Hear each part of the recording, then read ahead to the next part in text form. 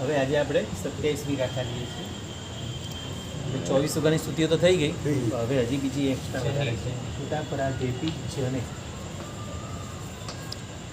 તારયો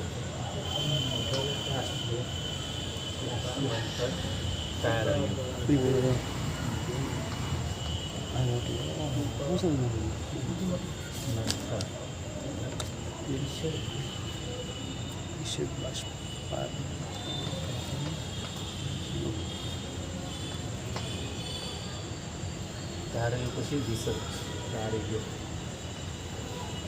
વિસર્જ બાષ્પા દ્રવ્યમ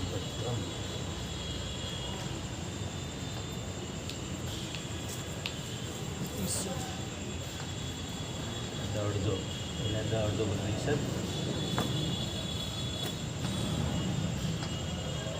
બાષ્પા દ્રવ્યોર્ભદ્રમ. આ બોલતા શીખવું પડશે. વિસર્જ બાષ્પા આમાં ર ઉપર નીચે બંને ભરીશ.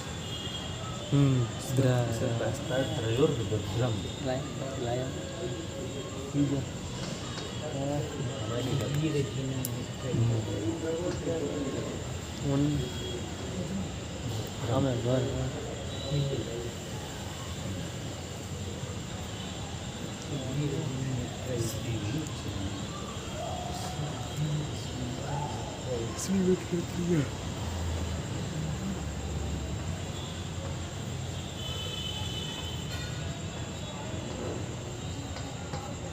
વિસર્ગ છે ને દ્રવ્યો.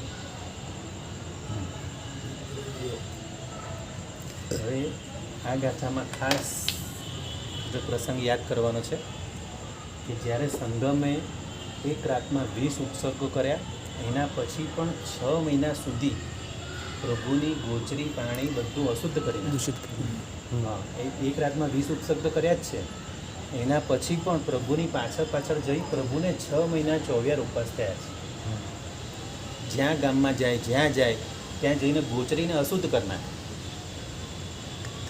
પ્રભુ તો ગોચરી માટે જાય, પણ એના પહેલાં પહોંચી જાય અને જઈને બધી ગોચરી અશુદ્ધ કરી નાખે. આવું એમણે 6 મહિના સુધી કરેલું. પ્રભુને 6 મહિનાને 24 થયા છે ને, 24 ઉપવાસ, એ આ સંગમને કારણે છે.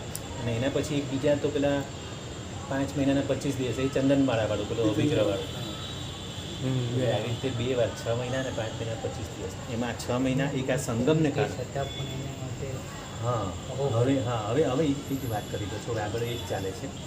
તો 6 મહિના સુધી સંગમે આટલું બધું કર્યું, પણ સંગમ છેલ્લે પોતે હાર્યો, પોતે થાક્યો કે પ્રભુને તો કોઈ અસર જ નથી. હું આટલું કરું છું.